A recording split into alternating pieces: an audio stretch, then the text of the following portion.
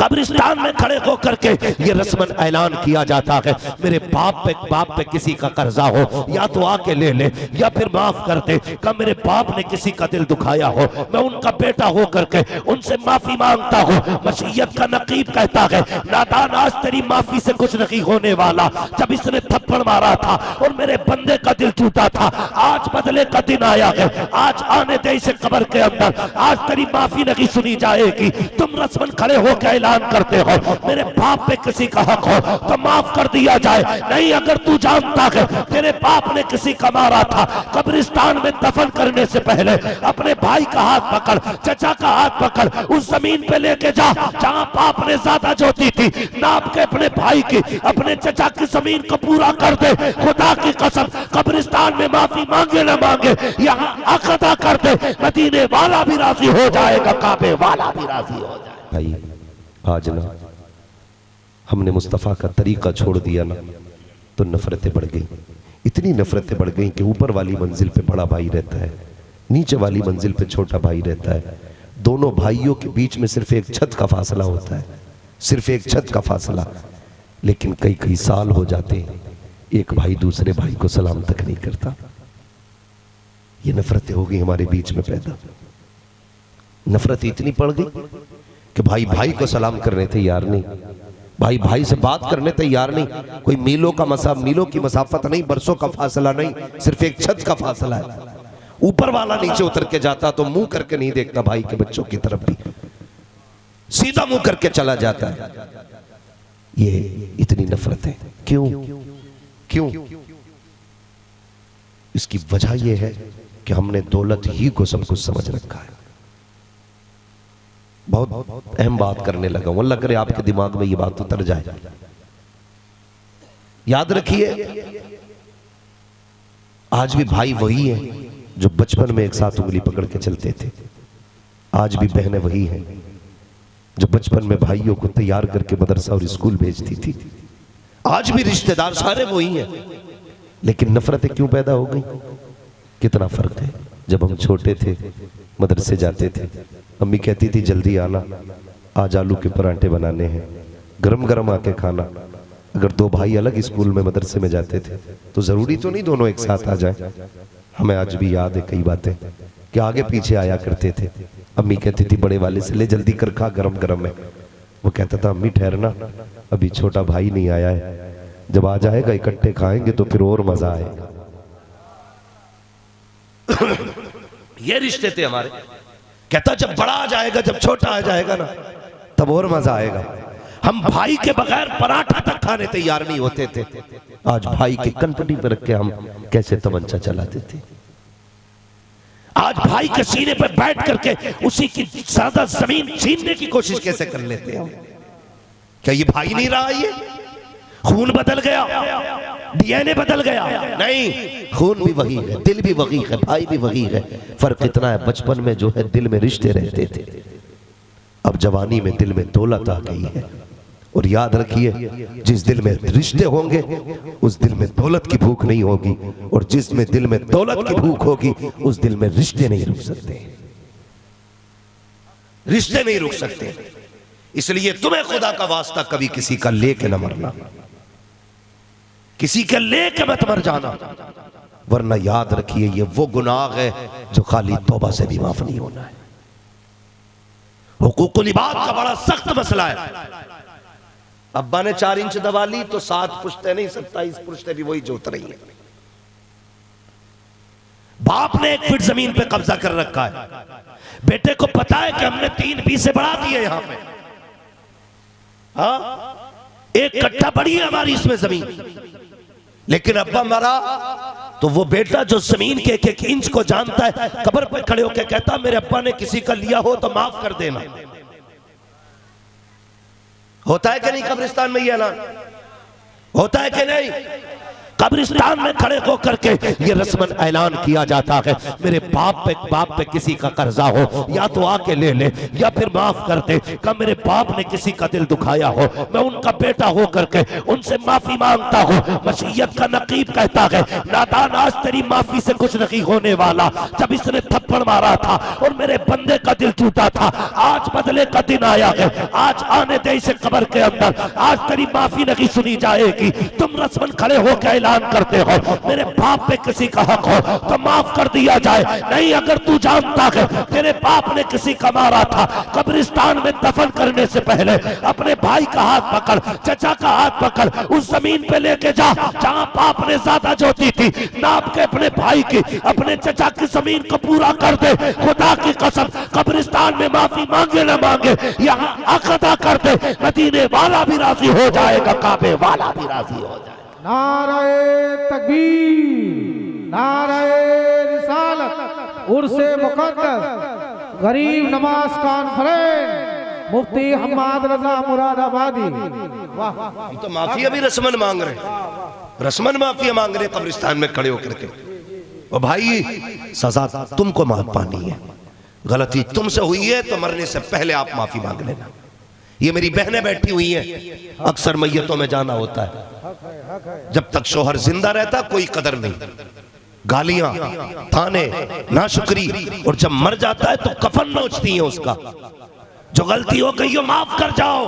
अब कुछ नहीं होने वाला, अब किताब बंद हो चुकी है, अब कफन नोचने से कुछ नहीं होगा उसका, अब उसके कपड़े फाड़ने से कुछ नहीं होगा। मेरी बहन, तुझे ये काम उसकी जिंदगी में करना था। जब वो शाम को थक के आता था, तू मुंह बना के बैठ के कहती थी मेरे पास वो कपड़े नहीं जो फलां की बीवी के पास है। तुझे नहीं पता वो कितने धक्के खा के आता था, तू क्या जाने कितने लोगों के ताने सुने हैं, तब 400 रुपए लेके घर में लौटा है। तू मुंह बना के बैठ जाती है। तुझे पता है जब लोग गालियां दे करके शाम को 300 रुपए जेब में डाल के कहते थे अगर हम कहेंगे तब आना वरना मत आना। जब ये 1000 लोगों के ताने और गालियां सुनने के बाद आदमी 1000 मेहनतें करा के 400 रुपए जेब में डाल के कहता है तूने इतना काम नहीं किया जितना पैसे दे रहा हो, उस वक्त इसका दिल टूटता है। तो दिल कहता चल घर चल, बच्चों में जाएंगे, बीवी सामने आएगी, खिदमत करेगी, थोड़ी सी थकन उतर जाएगी। वो तो बड़ी उम्मीदें लगा के घर की तरफ आया था, लेकिन बजाय इसके के दरवाजे पे इस्तकबाल किया जाता, उसकी थकन के बारे में पूछा जाता, उसको वुजू करा के उसको इज्जत से बैठाया जाता। तुम मेरी माँ बहनों दरवाजे पे खड़े हो करके अपने शोहर की मुसीबतों में और ज्यादा इजाफा कर देती हो, फिर उसके बाद कफन नोचती हो। अब कोई नतीजा नहीं है। अगर माफी मांगनी है जीते जी मांग लिया करो। तेरी मेरी बेटी की औकात क्या है? चल उस बेटी की बात करो जिसे सैयदे कायनात कहा जाता है, जिसको सैयदा तैयबा ताहिरा आबिदा साहिदा नकिया तकिया ज़किया सैयदा फातिमा ज़हरा कहा जाता है। देख तो सही, जब आपके विसाल का वक्त आया है, कौन फातिमा जिसकी जिंदगी में नबी ने कहा था मेरी बेटी जन्नती औरतों की सरदार है। ये वो बेटी है जिसको जन्नत की औरतों की सरदारी का ताज दिया जाएगा। वो खातूने जन्नत जिसके दस्तरखान पे जन्नत के खाने आते रहे, वो खातूने जन्नत जिसके दरवाजे पे जिब्रील आते रहे, वो खातूने जन्नत जिसके बेटों के कपड़े जन्नत से आते रहे, वो खातूने जन्नत जो अगर सो जाती थी तो चक्की चलाने को जिसके दरवाजे पे फरिश्ते आया। मैं उस फातिमा की बात कर रहा हूं। अगर ख्वाब बांध रखा हो किसी झूठे के कहने पे कि 500 रुपए हमें दे दो जन्नती हो, तो इस ख्वाब से जाग जाओ, जाग जाओ। मेरी बेटियों मेरी बहनों, बात कान खोल के सुनना, बात आखिरत की है। मसला यहाँ का होता तो रिश्वत ले दे के लोग काम चला लेते, लेकिन वहां किसी की नहीं चलनी है। वहां हक का तराजू लगेगा और इंसाफ कायम होगा और जमाना देखेगा। अगर किसी ने किसी चिड़िया को भी तकलीफ दी है ना, तो आज बड़े से बड़ा हाथी भी कांप रहा होगा, इसलिए कि आज चिड़िया को हाथी से बदला दिलाया जाना है। तवज्जो है? चलूं आगे? थके तो नहीं अभी? जरा कह दे या रसूल अल्लाह। बड़ा अच्छा मजमा हाजी साहब, अल्लाह सलामत रखे। मेरी मर्जी तो ये थी मैं 20 मिनट बात करूंगा, लेकिन तुम्हें देख के जी कर रहा है थोड़ी देर और बात कर ली जाए। अल्लाह सलामत रखे। मैं बहन बेटियों को समझाना चाहता हूं, शोहर को ताने, कपड़ों को लेके झगड़ा, कहती हूँ जब से तुम्हारे घर में आई हूं मैंने सुख नहीं पाया। मेरी बहन ये न कहे, तेरा शोहर है वो, तू नहीं जानती है। अगर पागल भी है ना तो शोहर शोहर होता है। पागल भी होता है ना तो शोहर शोहर होता है। शोहर औरत के लिए एक पहाड़ होता है, एक चट्टान होता है। शोहर औरत के लिए एक भारी दरख्त की तरह होता है कि जो खुद धूप में तपता है लेकिन अपने नीचे वालों पर धूप नहीं पड़ने देता है। शोहर वो चट्टान होती है जो बड़े से बड़े तूफान से टकरा जाता है लेकिन अपने बच्चों को मजबूर नहीं होने देता है। और आज ना हाथ उठा के कहती जा तेरी शिकल नहीं देखनी, तू लौट के ना आए।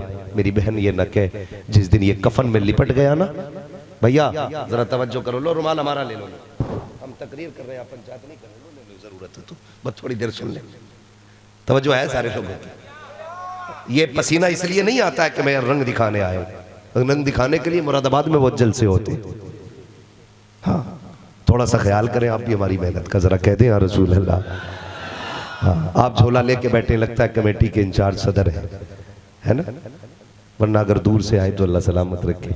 ठीक है भाई, जरा आप भी कह दें सुभान अल्लाह, अल्लाह सलामत रखे भाई। हाँ मैं इस बंदे से भी बड़ा राजी हूं, इस बंदे से भी बड़ा राजी हूं। हाँ भले जिसे वजूद का ख्याल ना हो उसे हुजूर के जिक्र का तो ख्याल है ना, हाँ ना, हुजूर के जिक्र का तो ख्याल है ना भाई। तो बहुत गौर से सुने, बहुत गौर से सुने। मैं क्या बात कह रहा था, मैं कह रहा था मेरी बहन कभी शोहर को मौत की बद्दुआ ना देना। जिस दिन ये सफेद कफन में लिपट गया ना, उस दिन तुझे इसकी कदर का पता चलेगा, उस दिन तेरी समझ में आएगी शोहर क्या चीज है। कई बार ऐसा होता है ना हमारी माँ बहनें, जो इस वक्त का सबसे तेजी से चलने वाला फितना और रिवाज है, औरतें जब बेटे जवान हो जाते हैं, कमाने लग जाते हैं ना, तो अपने बेटों को अपने शोहर के खिलाफ भड़काना शुरू कर देती हैं। ये बड़ी तेजी से चल रहा है। अल्लामा सिराज ताबानी साहब, नदीम भाई, जब बच्चे जवान हो जाते हैं ना, कहती बेटे तुम्हें क्या बताऊं, तुम्हारे बाप ने पूरी जिंदगी दुख दी है, अब बेटों की जिंदगी में राज करूंगी मैं। ये कह के बच्चों को खड़ा किया जाता है अपने शोहर के खिलाफ, ये कह के खड़ा किया जाता है कि सभा में, याद रख औलाद औलाद होती मगर शोहर शोहर होता है, शोहर शोहर होता है। अगर समझ में नहीं आई तो ऐसे समझो, आज खड़ा कर देती है ना बेटों को शोहर के खिलाफ। और जाहिर है कि बच्चों की फितरत होती है माँ की तरफ माइल होना। रब ने बच्चों की फितरत रखी है कि वो माँ की तरफ ज्यादा माइल होते हैं। मैलान हर बच्चे का माँ की तरफ ज्यादा होता है, उसके कई सारे वजूहात, उधर नहीं जाना, बात लंबी होगी। तो वो खड़ा कर देती है और फिर कहती है, जब सोचती है ना बेटा दे रहा है 1000-2000 महीने के, तो फिर वो शोहर से बेजार हो जाती है और फिर कहती है चल तेरी शिकल नहीं दिख रही, तुझसे नफरत हो गई है। खबरदार ऐसा ना कहना, तुझे नहीं मालूम है जो तेरी आज घर में चल रही है ना, ये तेरी वजह से नहीं, तेरे शोहर की वजह से चलती है, शोहर की वजह से चलती है। वरना ऐसी कितनी माएं मैंने देखी हैं कि शोहर की जिंदगी में उनके हाथों में सोने के कंगन होते थे, लेकिन जैसे ही बाप ने कफन में मुंह छुपाया ना, बेटों ने माँ की कलाई के कंगन तक उतार के बांट लिए थे। और वो माँ जो कहती थी बेटा है मेरा, जब बंटवारे की बारी आई, कोई कहता था अब्बा की फला दुकान मेरी है, फला फैक्ट्री मेरी है, फला दुकान मेरी है, फला गोडाउन मेरा है, फला जमीन मेरी है, तो माए मुंह तकती रह गई, जमीन बंटवारे होते रहे, लेकिन किसी ने ये नहीं कहा था माँ मेरी है। कोई नहीं कहता है आज माँ मेरी है। 6 महीने नहीं गुजरते, माँ के नंबर लगा दिए जाते हैं, एक दिन तू खिलाएगा, एक दिन तू खिलाएगा, एक हफ्ता तू खिलाएगा, एक हफ्ता तू खिलाएगा। और सुन तो सही मेरी बहन, ये तेरी औलाद है जिसके लिए तूने शौहर से गद्दारी की कि तुझे दिन बांट करके खिला रखे हैं, एक दिन इज्जत से खिलाने तैयार नहीं। वो शौहर था तेरा जो 6 महीने मजदूरी करता रहा, लेकिन अपने दस्तरखान से जाने न दिया, लोगों के ताने सुनता रहा, लेकिन किसी के आगे हाथ ना फैलाने दिया। वो शौहर था तेरा, अगर सऊदी जाना पड़ा तो परदेश बच्चों को छोड़ के रोता रहा, लेकिन तुझे किसी के आगे हाथ ना फैलाने दिए। अगर खुदा तौफीक दे जीते जी अपने शौहर को राजी करो, इसलिए कि अगर शौहर राजी हो जाता है तो पैदा करने वाला खुदा भी राजी हो जाता है। नारे तकबीर, नारे रिसालत, गरीब नवाज कॉन्फ्रेंस, मुफ्ती हम्माद रजा मुरादाबादी, नारे तकबीर, नारे रिसालत। हक है, हक है। मेरी बहन, मेरी बेटी, ख्याल करना, ख्याल करना। इस हाल में दुनिया से गई कि तेरा शोहर तुझसे नाराज था ना, तो अल्लाह जन्नत के दरवाजे बंद कर देगा, बंद कर देगा। अपने शोहरों की फर्माबरदारी करो। लोग कहते हैं कि देखो फलां की बेटी ने 70,000 का सूट पहना था, शादी में उसने 80,000 का लहंगा पहना था। ये इज्जत की बात नहीं। इज्जत की बात तो यह है कि शोहर की खुशी के लिए पैबंद लगे कपड़े पहन के जी, और उन्हीं एक जोड़े में भले पूरी जिंदगी गुजार। 70,000 वाले जोड़े वाले भी मरेंगी, तुझे भी मौत आनी है, लेकिन फ़र्क इतना है जब 70,000 के जोड़े पहनने वाली कब्र में जाएंगी तो हिसाब मुश्किल होगा, और तू शोहर की रजा के लिए पैबंद वाले कपड़े पहन के जिंदगी गुजार के जा। कसम खुदा की तेरे चेहरे से कफन बाद में हटेगा, मदीने वाला मुस्तफ़ा पहले आ जाएगा,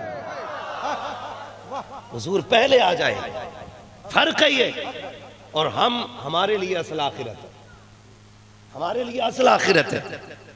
तो मरने के बाद कफन नोचती है, माफ कर दो जी कोई खता हो गई हो तो, अब कुछ नहीं होने वाला।